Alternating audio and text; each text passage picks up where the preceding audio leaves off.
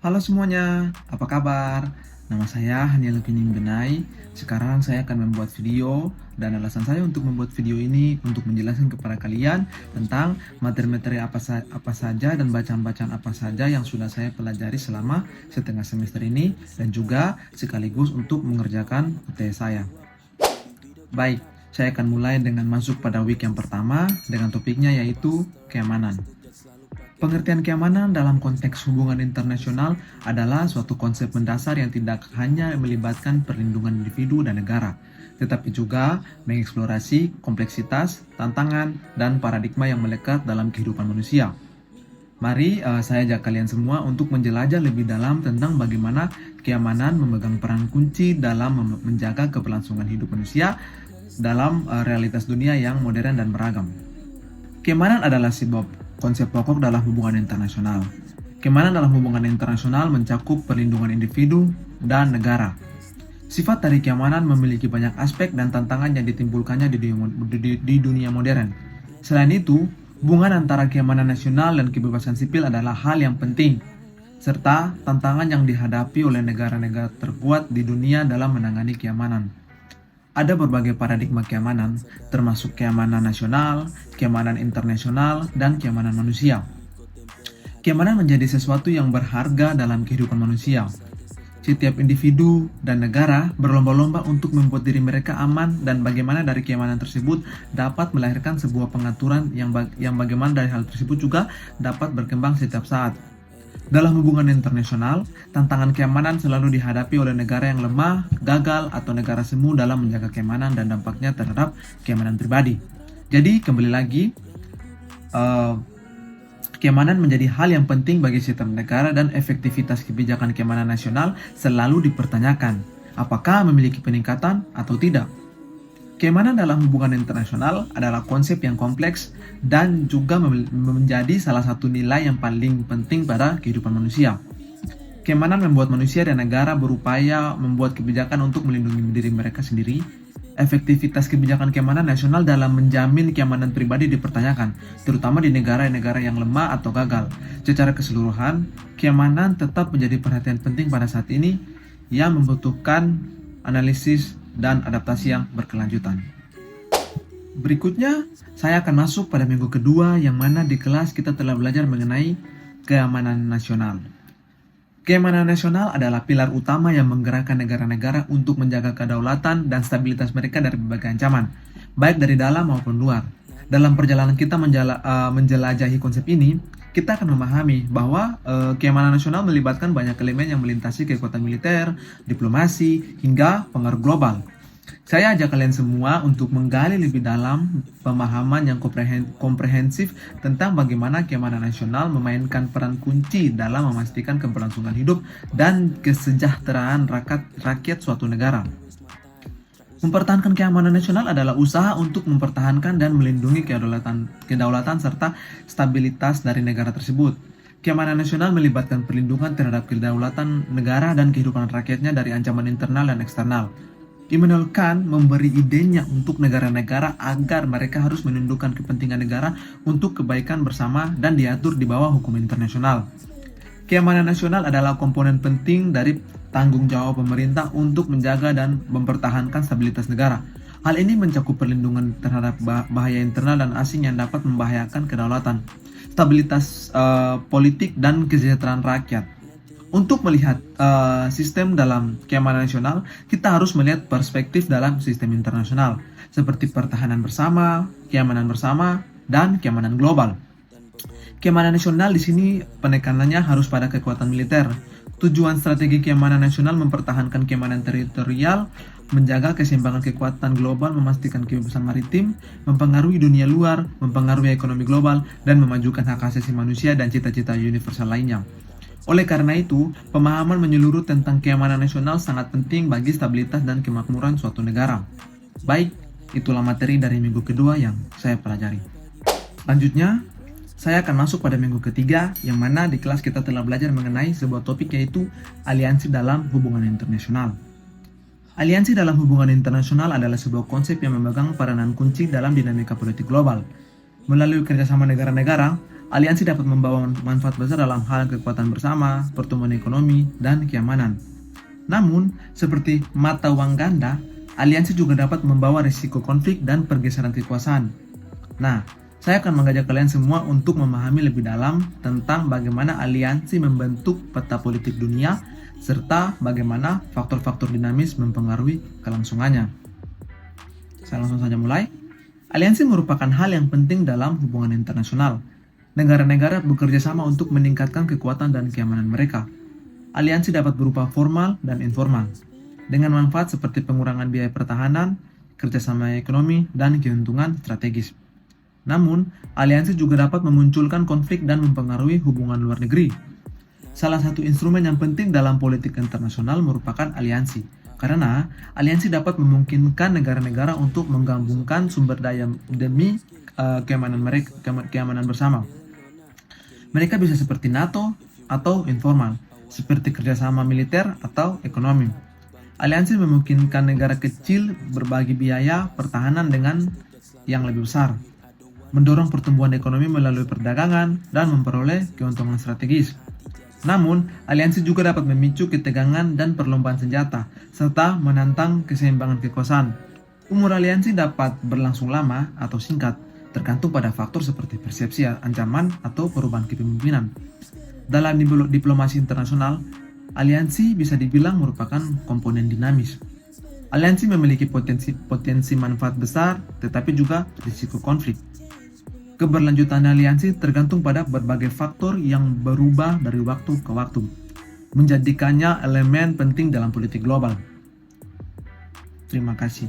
Itulah materi dari minggu ketiga yang saya pelajari. Oke, next. Saya lanjut ke minggu yang keempat, di mana di kelas kita belajar mengenai topik yaitu People, States, and Fear.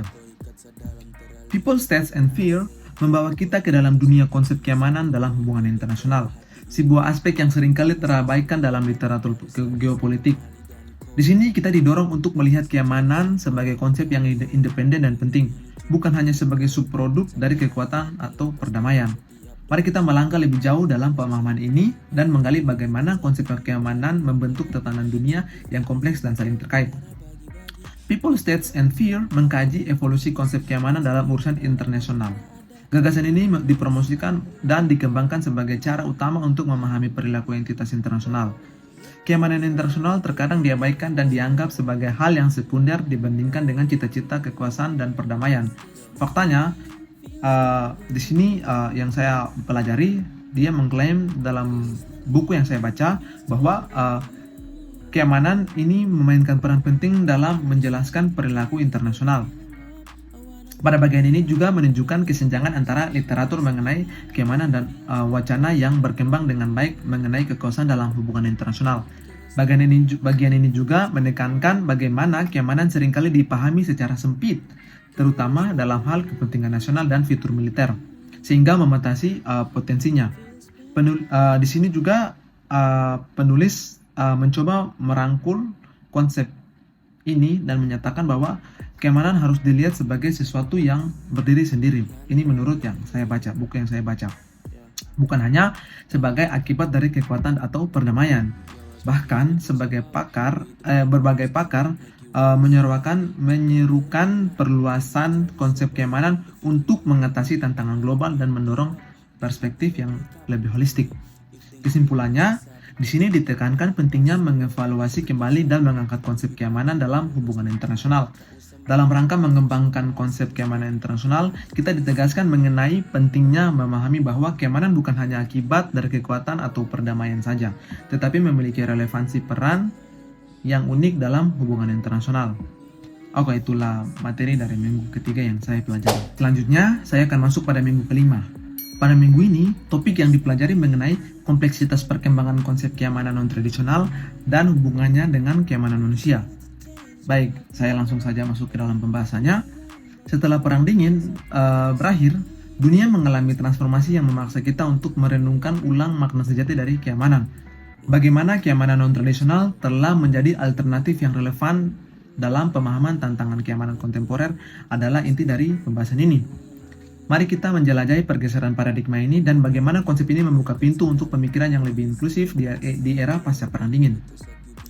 Para ahli hubungan internasional dan studi keamanan seringkali mengidentifikasi berakhirnya Perang Dingin sebagai salah satu peristiwa penting dalam sejarah.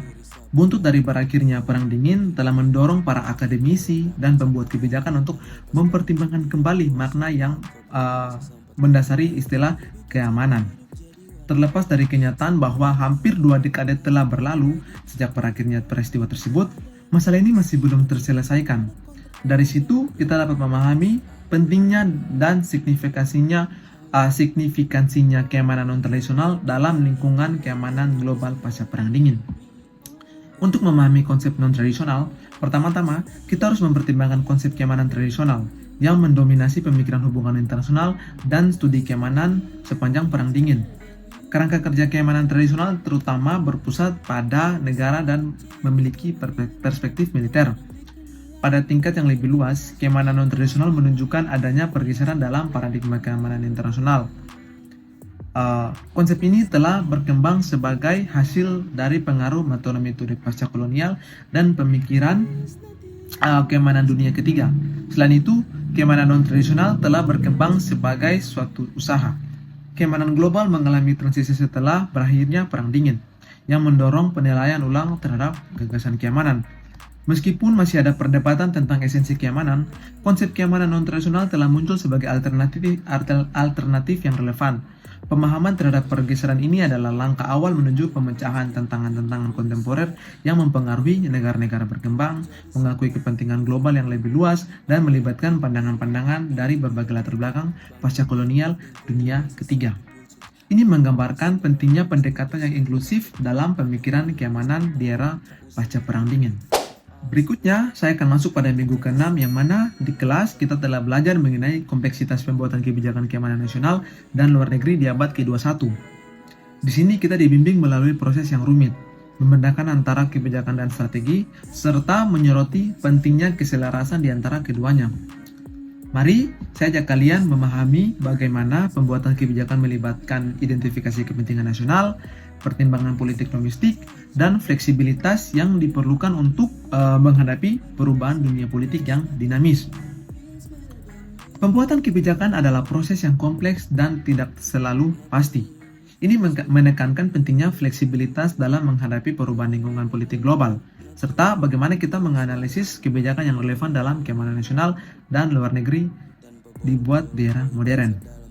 Pembuatan kebijakan keamanan nasional dan luar negeri di abad ke-21 yang mencakup analisis konteks strategis, pemahaman pemangku kepentingan, dan klasifikasi kepentingan nasional. Keselarasan kebijakan dengan kepentingan nasional yang beragam juga merupakan tantangan yang harus diatasi dengan cermat. Namun, fleksibilitas dan adaptasi dalam merumuskan dan melaksanakan kebijakan adalah kunci keberhasilan dalam lingkungan politik yang selalu berubah. Oleh karena itu, model formulasi kebijakan yang fleksibel dapat meningkatkan peluang kesuksesan. Secara keseluruhan, pada topik minggu ke-6 ini, menekankan pendekatan yang fleksibel dalam merancang kebijakan, mengingat lingkungan politik yang dinamis sehingga fleksibilitas dalam pembuatan kebijakan dapat meningkatkan kemungkinan kesuksesan. Perlu kita tekankan pentingnya kesadaran situasional yang dapat diperoleh melalui akses informasi yang lebih banyak. Keselarasan kepentingan domestik juga diangkat sebagai aspek penting dalam merancang kebijakan yang berhasil. Baik, itu saja yang saya pelajari pada minggu ke-6. Oke, selanjutnya yang terakhir, saya akan masuk pada minggu ke-7 dengan judul topik Regions and Power, the Structure of International Security. Nah, dalam bagian ini, kita akan merenungkan perkembangan keamanan internasional pasca Perang Dingin, mengeksplorasi berbagai perspektif dalam menganalisis sistem internasional, dan mendalami konsep penting Regional Security Complex Theory atau RSCT.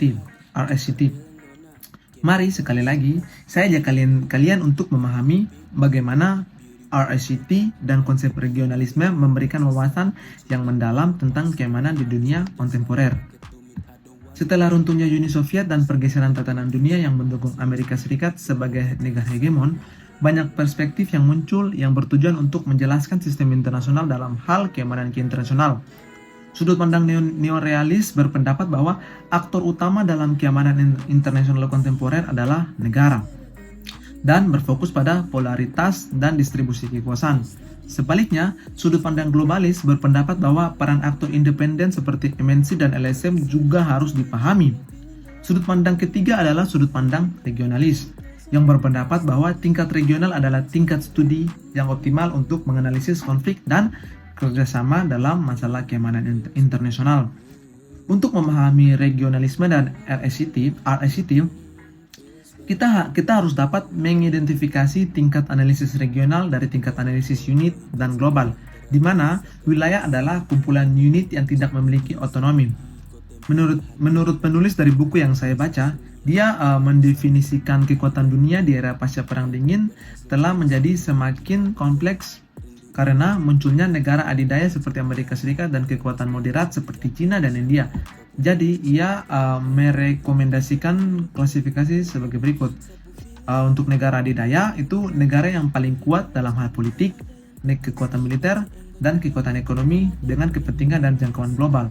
Nah, untuk negara yang dengan kekuatan besar, dia mengklasifikasikan dengan negara yang memiliki potensi untuk menjadi negara adidaya di masa depan, tetapi lebih mementingkan kepentingan wilayah tertentu. Dan yang terakhir, untuk kekuatan regional atau negara dengan kekuatan regional, yaitu aktor yang memiliki kekuatan dan pengaruh yang signifikan di wilayah mereka dan mempengaruhi polaritas peristiwa.